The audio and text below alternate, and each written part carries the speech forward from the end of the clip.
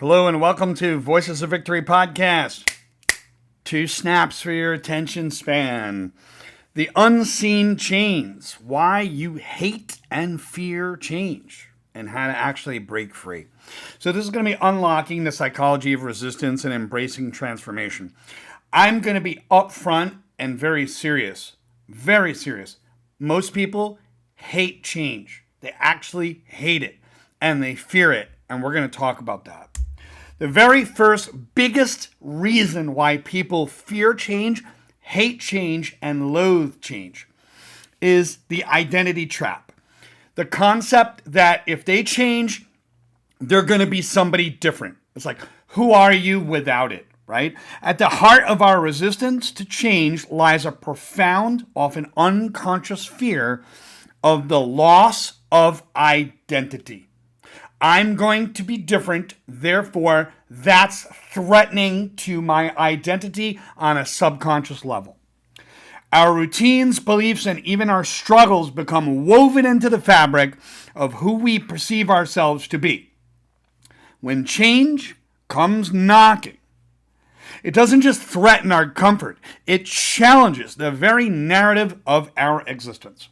This isn't just about losing a job or a habit. It's about the subconscious question of, if I change, who will I be? And they fear that. The lizard brain screams. We call it the amygdala, the fight or flight. Emotional resistance goes off the charts. Absolutely off the charts. The fear of the unknown self can be a powerful anchor, though. It can hold us firmly in the familiar, even when the familiar no longer serves us. So here's the biggest reason. Most of the people that I talk to and coach, if they have a fear of change, their identity has fallen into the trap of, I'm going to be different, therefore I am afraid of what you're going to share with me. So they shrink instead of expand. There's a shadow of uncertainty, which is about navigating the unknown. And that's why discomfort, uncomfort, and discomfort also threatens the identity. So beyond the fear of losing identity, our primal brains are wired to perceive the unknown as a threat. Change, by its very nature, propels us into uncharted territory. This inherent fear of the unknown, it triggers our survival instinct, the amygdala part of the brain, making us cling to what is familiar, even if it's suboptimal. So our minds crave predictability. And when that predictability is disrupted, our nervous system goes into overdrive, emotional red flags get thrown up, and anxiety and resistance also starts to come to the surface. It's not a conscious choice. It's a deeply ingrained biological response to perceived danger or perceived threat. Really simple. So if you're trying to get, let's say, your spouse to change, good luck with that, because it's actually going to threaten their identity at some point. This is why if you have a couple and one person out of the couple decides to lose weight, and now the other one feels like, I don't want to follow that diet, it starts to threaten their identity when the partner starts pushing the diet on them. Really simple. Let's go further. It's all about comfort zone addiction as well. That's your brain's secret habit. Our brains are efficiency machines, constantly seeking patterns and creating habits to conserve energy. This leads to a powerful attachment to our comfort zones. We are attached to comfort in a very bad way. And this leads to the powerful attachment of it. So change demands new neural pathways in the brain, new ways to think, new behaviors, all which require a significant mental effort and a follow-through. That it's going to be something you're going to have to commit to for months going forward. That it's not a one-off thing. The long-term commitment makes people terrified. Not to mention the amount of mental effort that is required as well. So the brain, in its wisdom, or perhaps its laziness, prefers the well-worn path where breaking free from the neurological addiction to comfort can feel like a monumental task, even when the potential rewards are immense. It's a battle between the familiar and the fantastic. Now, there's an illusion of control, and that's another thing too. People don't want to change because they don't want to let go of control. And that's why when I usually mention to people that discipline is something they need and they don't want to embrace discipline, there's usually an illusion of control. They don't want to fall into discipline because if they head towards discipline, they feel like they're losing control. It's more of an emotional control. When change feels imposed, it becomes the illusion of control. So what happens is the word discipline in their mind means punishment, because when they were a child, an authority might have used that word of I'm going to discipline you. And that threatened them. So the people that fall into the illusion of control, it's because the word discipline itself has a connotation to them that comes from their childhood. That control means robbing them. Discipline means robbing them of their control. So they're afraid to discipline themselves. That's just on one level. So humans have that need for control. When change is imposed upon us, or when we feel we have no say in its direction, control, our natural response is resistance.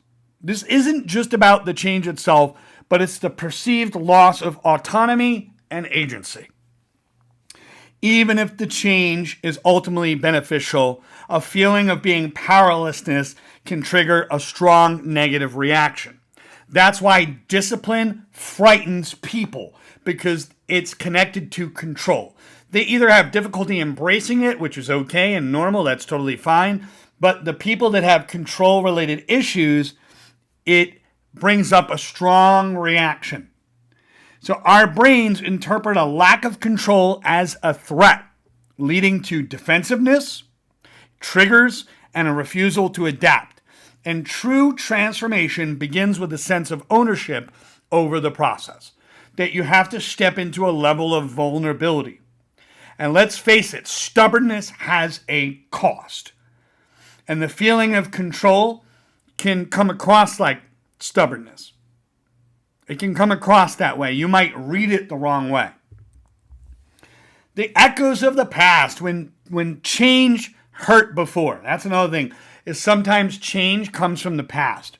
Our brains are incredible meaning-making, pattern-making machines. If our past experience with change have resulted in negative outcomes of pain or disappointment, then our subconscious will naturally associate the change with those unpleasant feelings.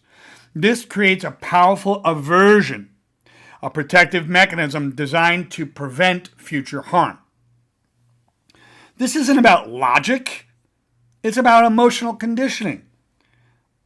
Overcoming this requires acknowledging those past hurts and consciously creating new positive associations with the idea of transformation. So we must rewrite the script of our past if we're going to embrace a different future. You have to ask yourself, what does change mean to me? Because if change means a threat to your identity in some way, shape, or form, then you're not ready for it. You're not ready for it. Don't waste a coach's time. There's people that say they want it, and the pain isn't great enough. And that's the thing, is pain can be a major motivator. It can motivate you to make the change and follow through, or you can backpedal and go back to your own old ways. Now, the fog of purpose comes into it, is like why change needs a why. You have to have a why behind it. You can't just say, well, I want to work out. Well, why? Because other people are working out. Because I like the way they look. Yeah, that's not a good enough reason. Without a clear understanding of the purpose and benefits of change for yourself, resistance is almost guaranteed. And if you're changing on behalf of someone else as the model, that could also be an issue that comes up. It's different in every case, but Our logical minds need compelling reasons to step out of comfort. If the destination is unclear or if the journey seems pointless, why would we even embark on it? Riddle me that one, Batman. So the lack of compelling vision creates a psychological vacuum, and it allows fear and inertia to fill that void. To inspire change, we must paint a vivid picture of the desired future, connecting it to our deepest values and aspirations. And values are connected to self-esteem. You can watch my self-esteem, self-concept videos on that. Clarity is the antidote to confusion. And if you don't have a strong enough value in a given idea, that change may be difficult. Systems are helpful because if you do create a system and follow it, it could act as a machine or a mechanism to move you through that change. So for NLP, you can power up. You can rewire your brain for change. It offers powerful tools to reframe our relationship with change. By understanding how our language and thoughts shape our reality, we can consciously rewire our neural pathways to embrace transformation. Like the word diet, a lot of people hate the word diet just because it has a painful connotation to it. But if you were to say, this is a life choice, or a healthy life choice direction, or a healthy direction of food, it changes the dynamic. There's no longer pain associated with it.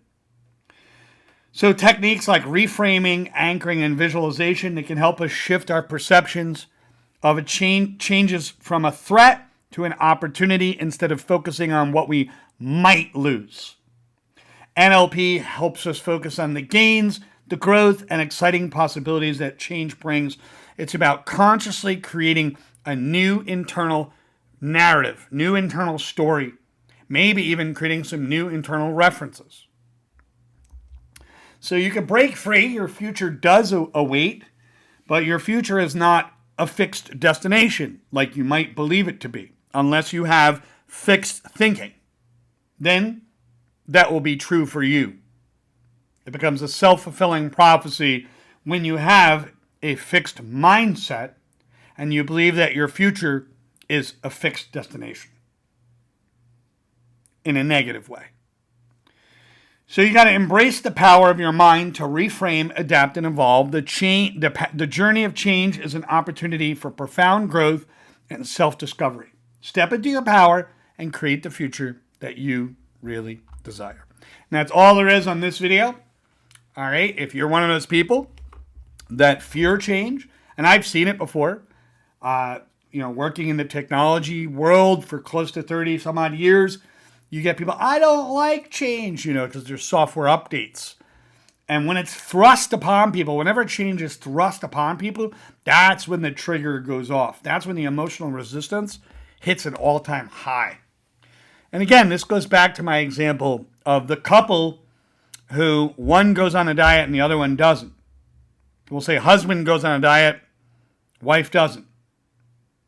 So the husband will try to thrust that change on the wife and say, well, I'm on a diet. That means you have to go on a diet too. But I don't want to, right? So what starts to happen is there's an identity threat. One of the two people, it doesn't matter, man or woman, does not matter. One of the two will have an identity threat. An emotional red flag will shoot up in the air. And they'll say, I'm sorry, I just can't do it. I've seen people get divorced over that to some degree. Not in every case, but I've seen people get into breakups and divorce because one person's identity changed and the other one couldn't keep up with it. It threatened their identity as well. Change is good when both people do it, but there's too many people trying to change their partner.